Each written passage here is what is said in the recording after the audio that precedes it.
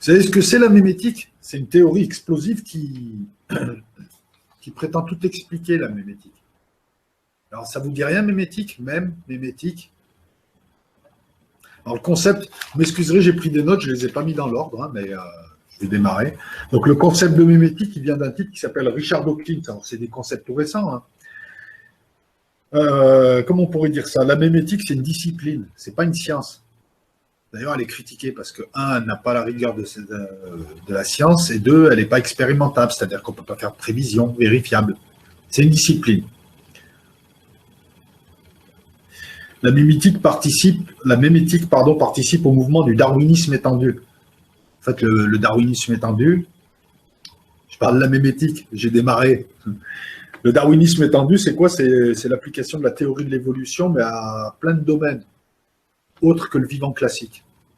Là, Hugo, je parle de la mémétique, en fait, qui est quelque chose d'important, tu vas voir pourquoi. Donc la mémétique participe à ce mouvement de darwinisme étendu, parce que c'est une théorie dite de l'évolution, mais pas de l'évolution du vivant tel qu'on l'entend.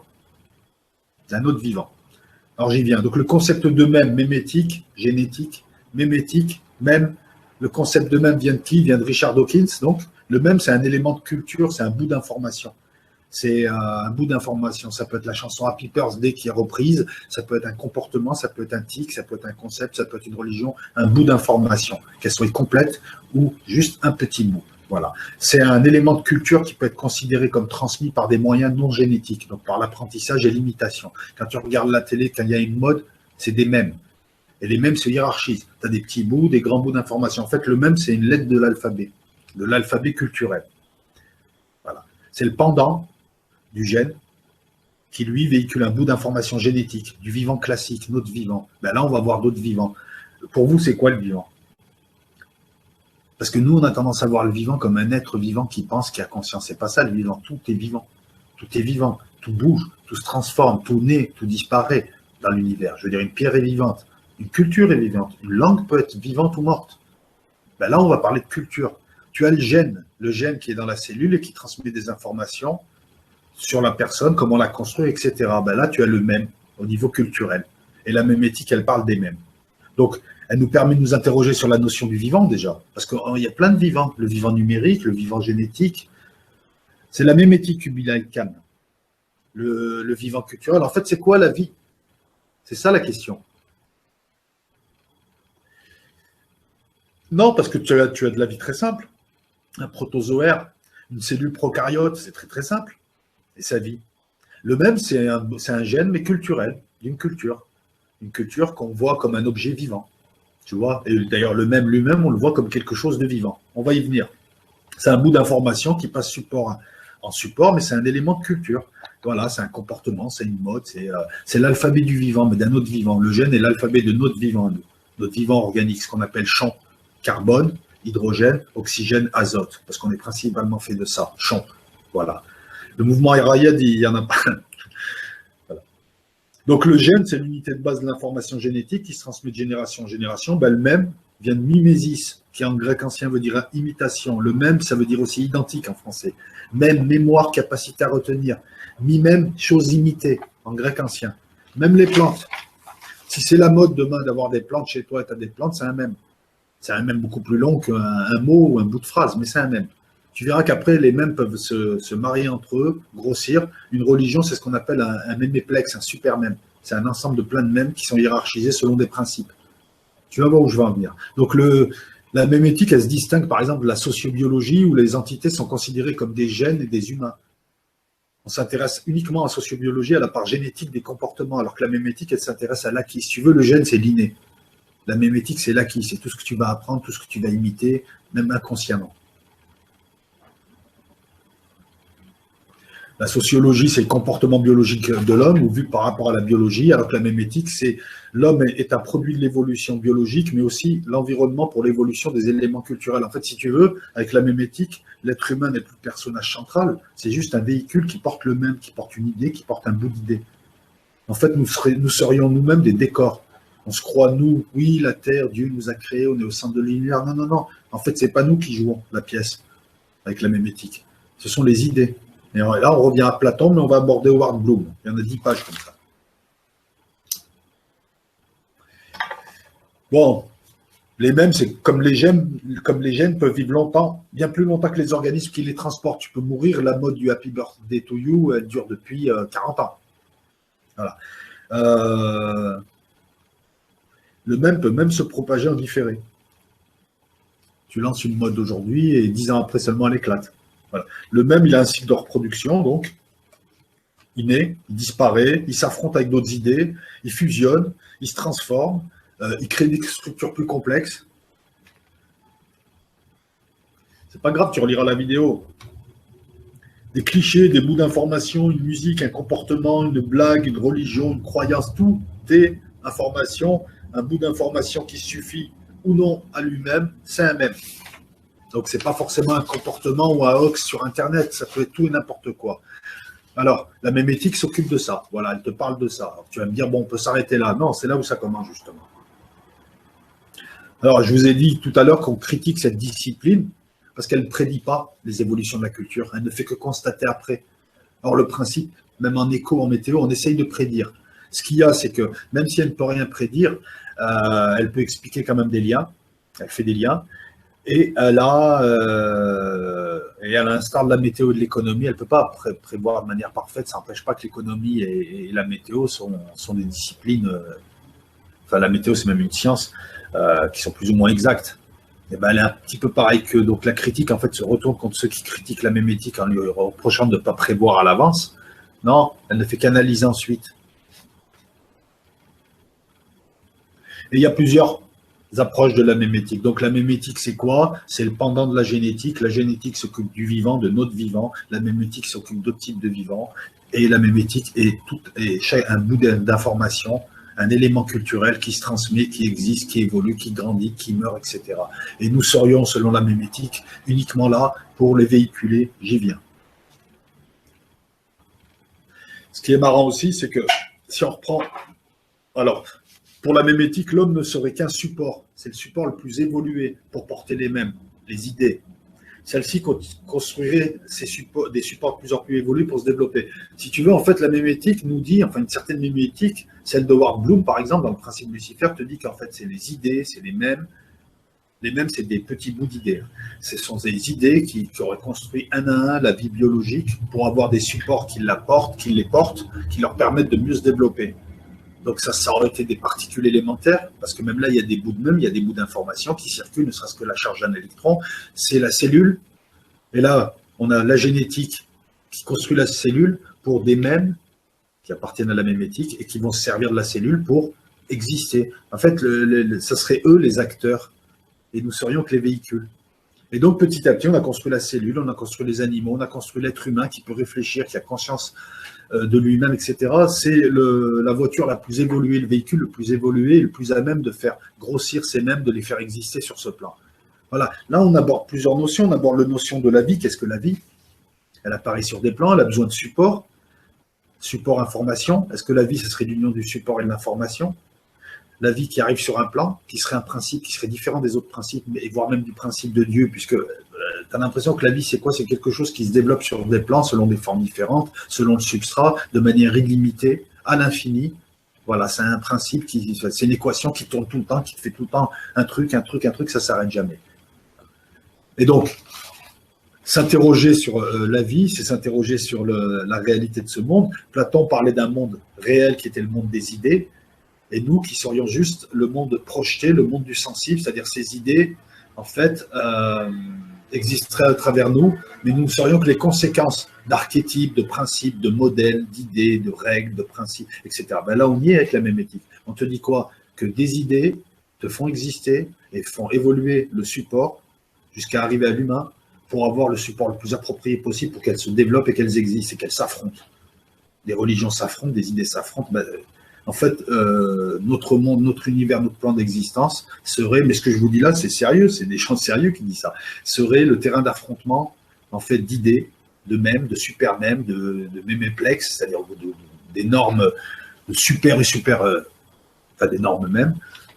On serait juste là. Et donc, et à chaque fois, le support construit le support qui va le prolonger. Par exemple, la cellule construit l'homme. L'homme remplace la cellule. Tu as d'autres types de mèmes qui peuvent arriver. qui ne pouvaient pas aller sur la cellule, d'autres types d'informations. En plus, avec notre cerveau, et en tant qu'animal pensant et ayant conscience de lui-même pleinement avec un libre arbitre, on peut mieux les faire évoluer, on peut les faire grossir, on peut les faire se développer. L'activité culturelle humaine, il n'y a pas de précédent dans l'univers. Tu as déjà vu des pierres, des forces écrire des choses. Voilà. C'est ça qui leur permet de grossir. Donc, elles veulent le support le plus approprié. Mais nous sommes en train de construire quoi actuellement? L'intelligence artificielle, l'informatique, qui elle-même construira, je pense, la dématérialisation. Donc, le prochain support, le plus approprié au même, c'est ça. Donc, cette histoire, par exemple, de la race humaine va disparaître parce qu'il y aura le transhumanisme ou parce que l'AI va nous tuer ou comme dans Terminator, etc. Finalement, si on est juste le véhicule, quand ils n'auront plus besoin de nous, ils nous feront dégager par le véhicule qui arrive après, qu'on a construit. Et là, on travaille dans l'intelligence artificielle. Les androïdes, les cyborgs, voilà. Rien que ça, déjà, métaphysiquement parlant, te dire c'est pas une histoire d'homme, Dieu aurait créé l'homme, tout ça et tout. Non, tu as le monde des idées qui, pour apparaître sur un plan, ont besoin de support pour exister, pour se développer. Et au fur et à mesure que le support s'améliore, tu as de plus en plus d'idées, de plus en plus complexes qui peuvent descendre. Ça rappelle quoi? Ça rappelle les gens qui s'inspirent des idées, ça rappelle ce qu'on appelle les daimons, les idées. On dit des idées qu'elles sont le champagne de l'esprit, qu'elles sont les bulles de vie de l'esprit. Voilà. Et on revient toujours à cette notion support, information, support, information. Qu'est-ce que la lumière? Faire la lumière, c'est donner le savoir, expliquer quelque chose, information. Mais faire la lumière, c'est aussi l'énergie qui permet de voir des informations. Lumière, support, information, photon. Voilà. On retrouve toujours les mêmes choses. Voilà. Donc les idées construiraient le support, le monde et le terrain dans lequel elles jouent. On se rapproche de Platon, mais on va aller plus loin que Platon. Donc voilà. Donc la vie est un principe fascinant puisque à travers la mémétique, on s'aperçoit que la vie n'est pas forcément sous la forme qu'on connaît nous. Voilà, une vie numérique, une vie culturelle, la vie d'une langue, etc. Je me répète, je suis désolé, mais bon. Le génétique, nous ne sommes qu'un mode du vivant. Il y a d'autres modes. Ce qu'il y a, c'est que nous avons conscience de nous-mêmes, quand une pierre ou quand un avatar n'a pas conscience de lui. Et encore. Est-ce qu'on a véritablement conscience de nous-mêmes ou est-ce qu'on ne serait pas des avatars qui penseraient avoir conscience d'eux-mêmes? Voilà. Donc le contraire de la vie, c'est pas la mort, hein, c'est le mal. C'est le mal qui détruit la vie. C'est ça le mal. La mort, c'est un sas, c'est une évolution, c'est je change d'eux.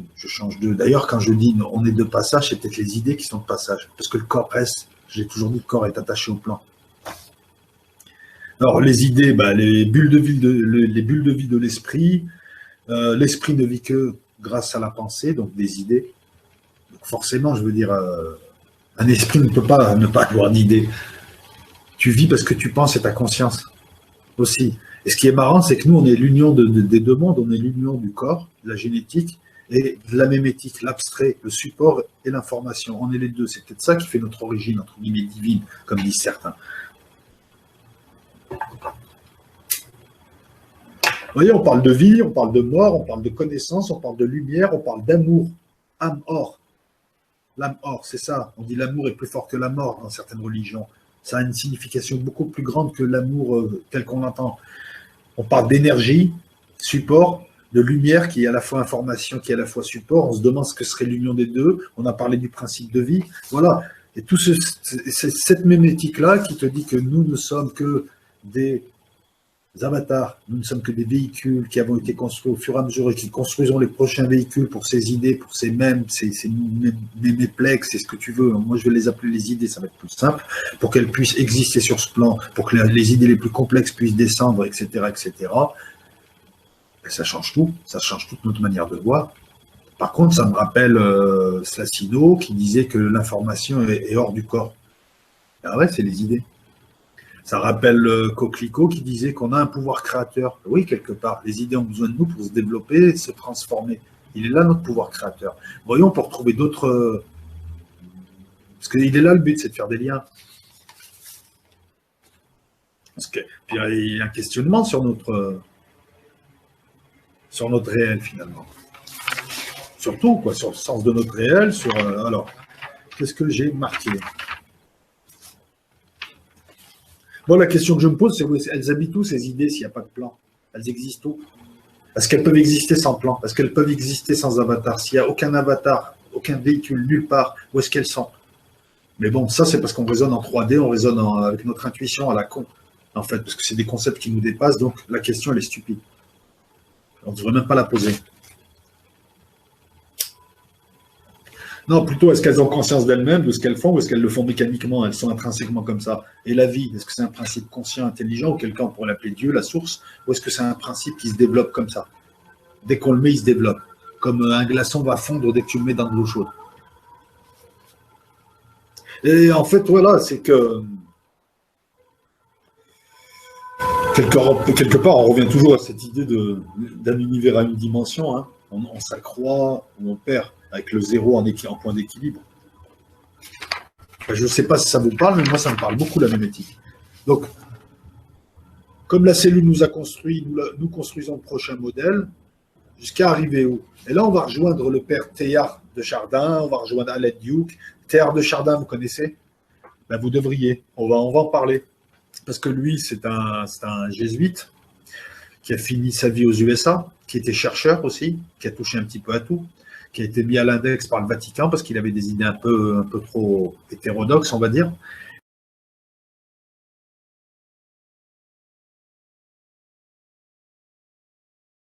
Et qui a pas mal écrit sur cette notion de noosphère, bien avant Internet. La noosphère, c'est le monde des idées, tel qu'on le connaît avec Internet. C'est la sphère Internet, là. Là, je suis dans le monde d'Internet. Tout en étant ici, je suis dans le monde d'Internet par le portail de l'informatique. Et vous y êtes aussi. Et on se voit dans un autre monde. C'est une autre dimension. On va y venir.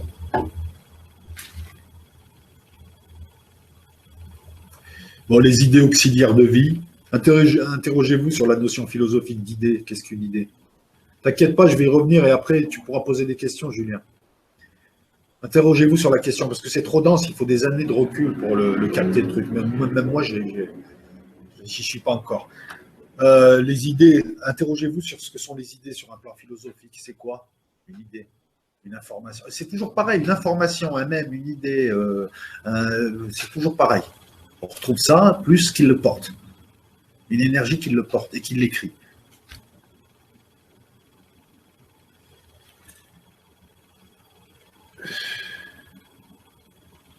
On n'est plus les personnages centraux, mais on est un support, on est le décor d'une autre pièce.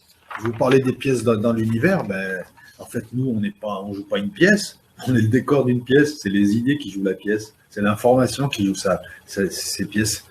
Voilà, donc l'idée, c'est une représentation mentale, et avec la mémétique, donc l'idée devient indépendante de celui qui la porte. Ce n'est pas nous qui pensons, c'est les idées qui nous habitent. On le retrouve, ça, dans pas mal de civilisations. Et ces idées qui construiraient un monde, leur terrain de jeu ou d'affrontement. Vous voyez l'expression se laisser habiter par une idée, en sorcellerie, appeler à une énergie, on retrouve toujours cette notion. Donc voilà, la mémétique, elle inverse totalement la manière de voir les choses. On n'est plus le personnage central, on est juste un élément du décor. Et on nous a développé pour aider à la pièce. Voilà notre but, pour ceux qui chercheraient leur but.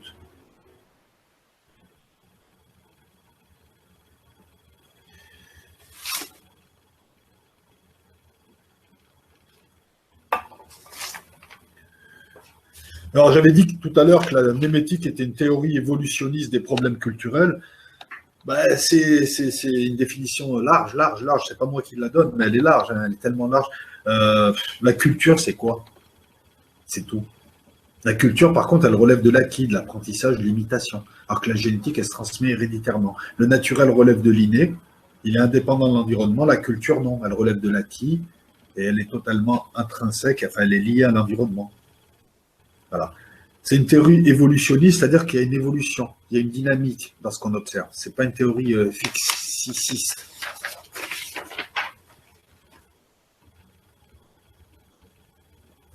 Pour la génétique, tu as alors, parce qu'on dit que ça fait partie du mouvement darwinien étendu. Je rappelle juste aux gens que Darwin, ceux qui critiquent Darwin, ont oublié une chose. On parle de néo-darwinisme, c'est Darwin plus Mendel, les lois de la génétique, qui expliquent Darwin, qui l'expliquent scientifiquement sur tous les plans.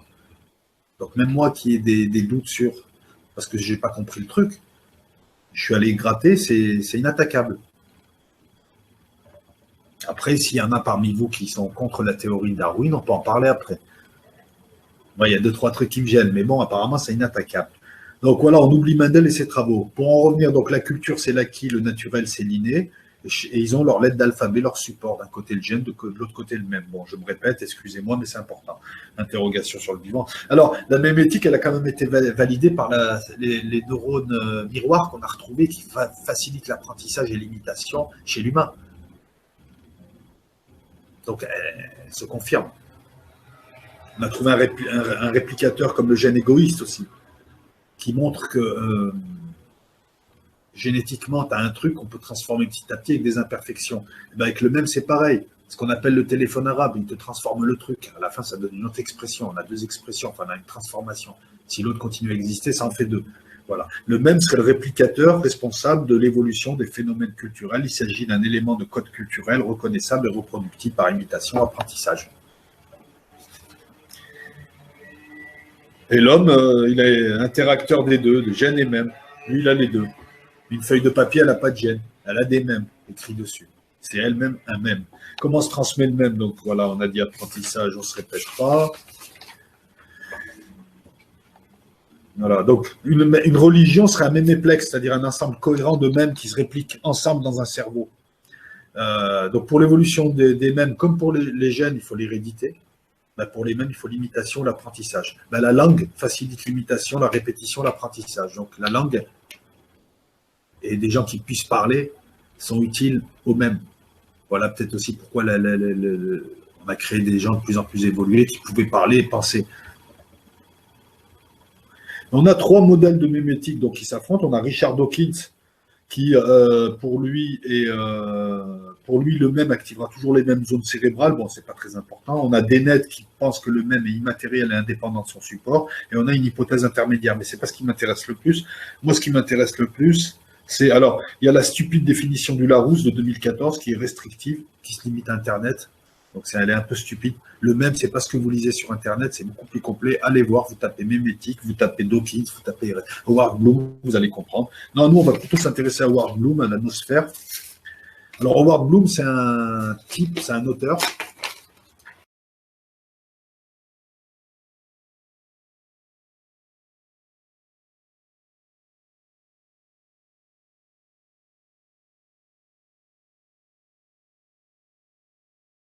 Il y a un chercheur qui a écrit 2 livres, Le principe de Lucifer et le cerveau global, consacré à la mémétique et à sa vision de la mémétique. Bon, c'est des pavés, c'est un chercheur aussi, c'est pointu, c'est des livres que n'a pas compris Salim Laïni, hein, parce qu'il a vu ça sous l'angle de la religion, il a vu Lucifer, il n'a rien compris, le mec. Ça n'a rien à voir avec Lucifer, tel qu'on l'entend.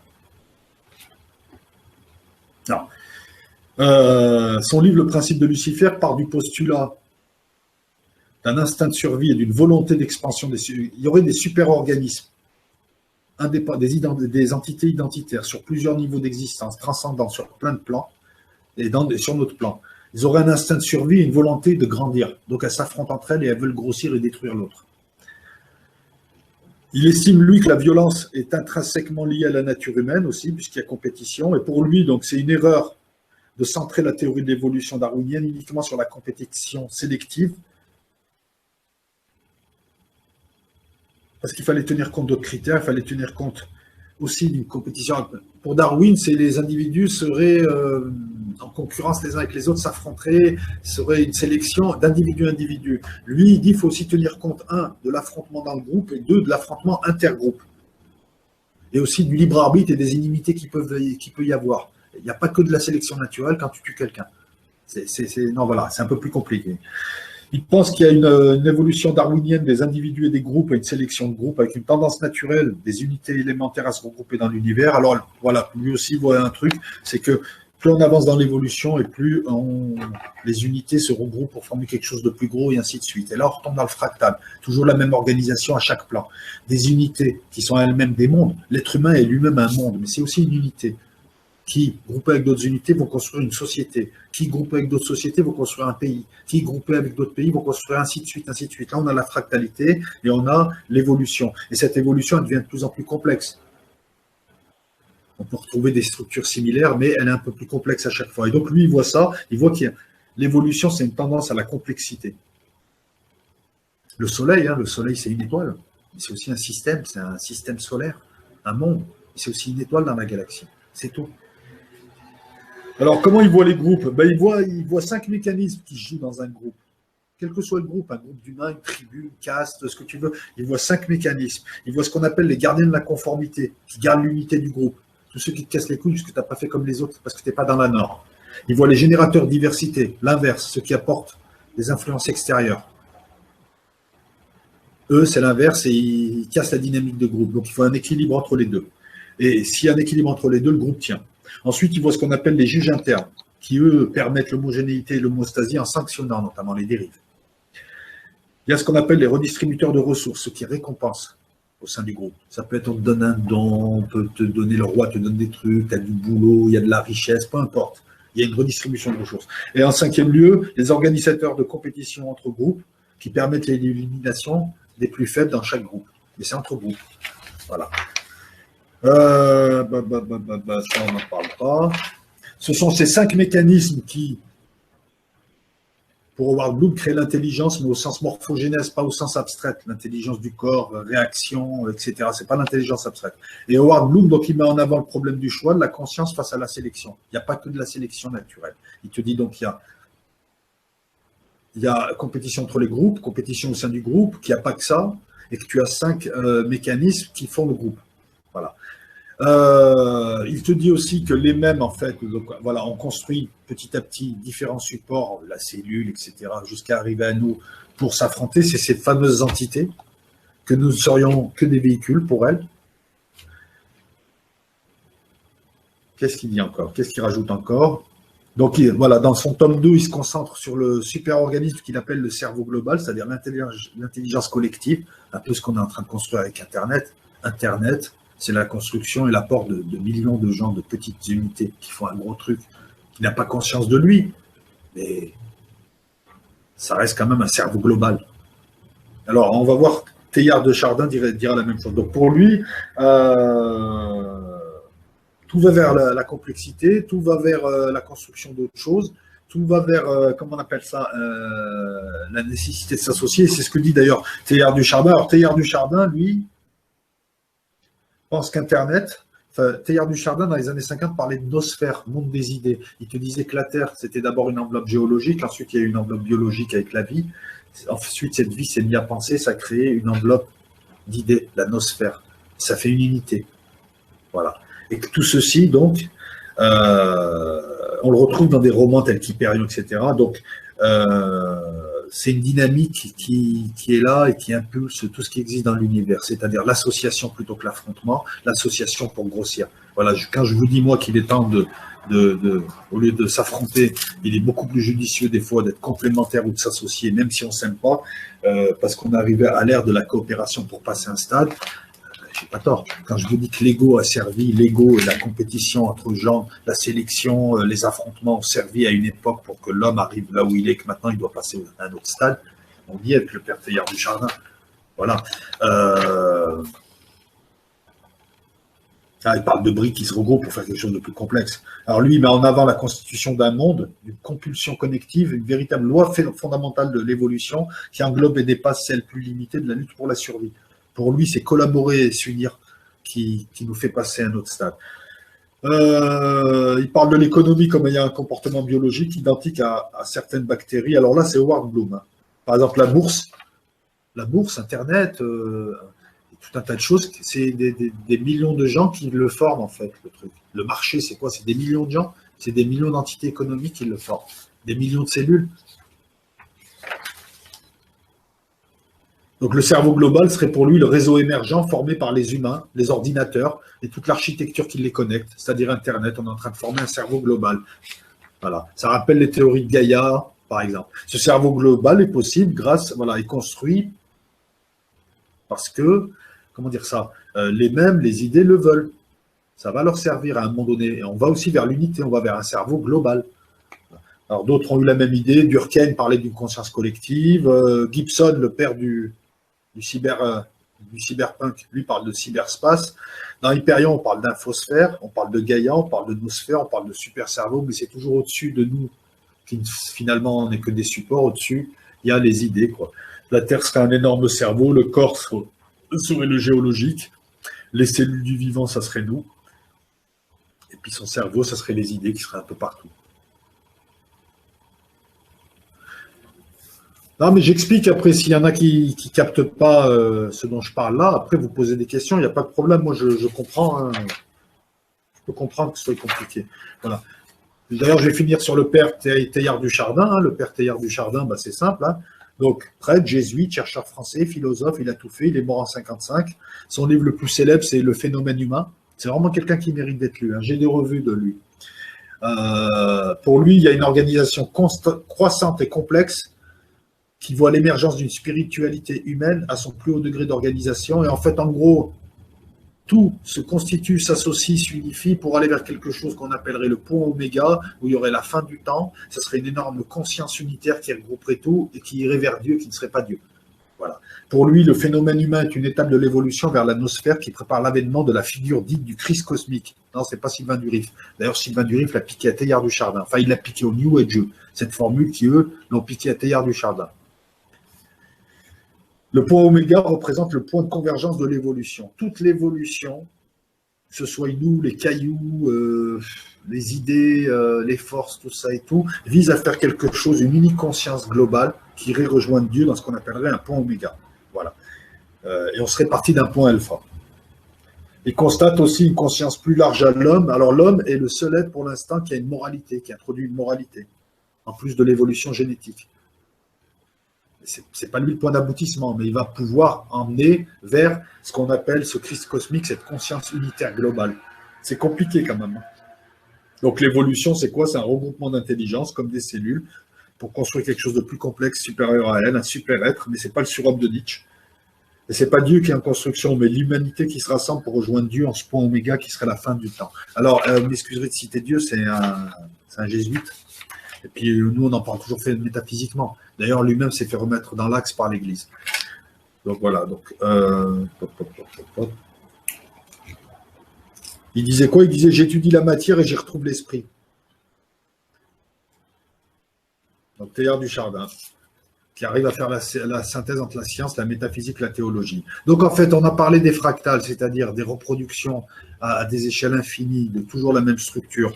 Je vous ai expliqué que c'était des dimensions, notamment, j'ai oublié de dire qu'on appelait ça des dimensions de Haussmann, que c'était des dimensions irrégulières. Je vous ai dit que grâce aux fractales, on pouvait modéliser le réel. D'ailleurs, il y a des gens qui s'en servent, il y en a un qui me l'a confirmé, un architecte.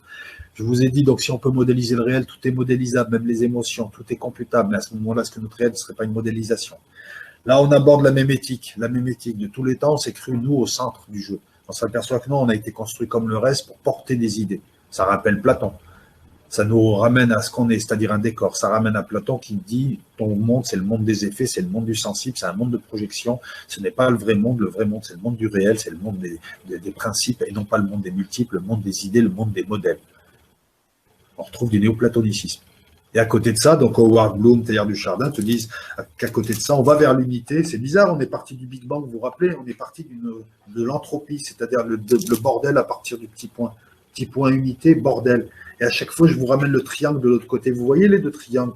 Hop, hop, on retrouve ce triangle, le losange de Renault. Hein, si on interpénètre, on a une croix de David. Si on interpénètre, on a un X, on a un point, on a un soleil, on a tout ce qu'on veut. Je vous ai l'autre fois, je vous ai un petit peu expliqué ça, mais bon, malheureusement, je ne pense pas que vous ayez saisi un petit peu la profondeur de ce genre de choses. Alors que moi, je bosse encore dessus. Bref. Avec la même éthique, donc voilà, donc le petit se regroupe pour construire plus gros, coopération, on va vers une conscience unitaire. On a vu d'abord l'apparition du géologique, ensuite du biologique, et finalement, maintenant, il y a les idées et celles qui dirigent. Elles nous ont construit pour ça. Qu'est-ce qui va nous succéder? Qu'est-ce qu'on est en train de construire? L'intelligence artificielle. Et jusqu'où on peut aller? Là, je peux citer Hyperion, je peux citer tout un tas de romans de science-fiction qui te parlent d'être dématérialisé, d'autres qui te parlent d'une unique conscience, certains parlent de Gaïa. Enfin, vous voyez un petit peu tout ce que ça implique, alors que vous avez une discipline culturelle et vous avez les fractales, un objet mathématique. Vous voyez jusqu'où on peut aller et on revient toujours à ça. C'est-à-dire, à chaque fois qu'on s'interroge sur quelque chose, c'est pour ça que les gens qui raisonnent à l'intuition, ils me font rigoler. À chaque fois que tu t'interroges sur un truc, tu t'aperçois que tu as tout faux. Ton cerveau, il te donne des faux souvenirs, il retapisse, ton œil, il ne voit pas tout, et quand il voit, il peut te déformer, voire même ton cerveau le censure derrière. Ton dur, il est vide. Tu es là, tu n'es pas là, tu ne sais même pas de quoi tu es constitué, tu ne sais même pas ce qui est constitué à une échelle plus bas, et en fait, tu t'aperçois que l'univers est une immense symphonie. Maintenant, tu t'aperçois que toi, en fait, tu sers juste à porter les vrais auteurs. Tu vois jusqu'où on va? Et que, à la limite, même ce que tu vois n'est peut-être pas vrai, mais peut-être une modélisation, parce que je vous le montrerai notamment avec les équations, etc., etc. Tout peut être mis sous équation. Et si tu peux tout mettre sous équation, tu peux tout mettre sous forme de porte logique électronique. C'est juste une histoire de puissance de calcul et tu recrées la réalité. D'ailleurs, il y a des simulations, c'est presque le réel. Excusez-moi, mais pour ceux qui ont FIFA 14 ou FIFA 16, des fois, si tu prends un type il y a 30 ans, tu le ramènes, il croit que c'est des images. Voilà. Non, non, mais Hyperion, c'est un roman, enfin, c'est 4 romans, Hyperion, Endymion, La chute d'Endymion, tout ça, c'est les Cantos d'Hyperion, c'est des romans de Dan Simon, c'est excellent, parce qu'il parlait déjà d'Internet dans les années 89 et il parlait de la nosphère, enfin, lui, c'était l'infosphère. Voilà. Donc, moi, j'ai fini de parler un peu de la mémétique, hein. Bon, j'ai pas voulu la faire longue non plus, mais là, maintenant, si vous avez des questions, je peux y répondre, il n'y a pas de problème. C'est surtout ce qui est important, c'est pas de tout savoir en mémétique. Je vais me chercher un café, c'est de lier. Salut chocolaté, c'est de lier. Puisqu'à chaque fois que je vous donne des chapitres, il faut qu'ils soient liés. Quel est le rapport avec pi? Quel est le rapport avec les nombres premiers? Il faut qu'ils aient tous un lien. Et vous comprendrez après. Non, mais l'intuition, elle est bonne, l'intuition. Mais l'intuition, c'est quoi? C'est ni plus ni moins une idée qui vient t'habiter ou qui se branche à toi. Ça pourrait être ça, la mémétique, en tout cas. Je vais chercher un café, j'arrête.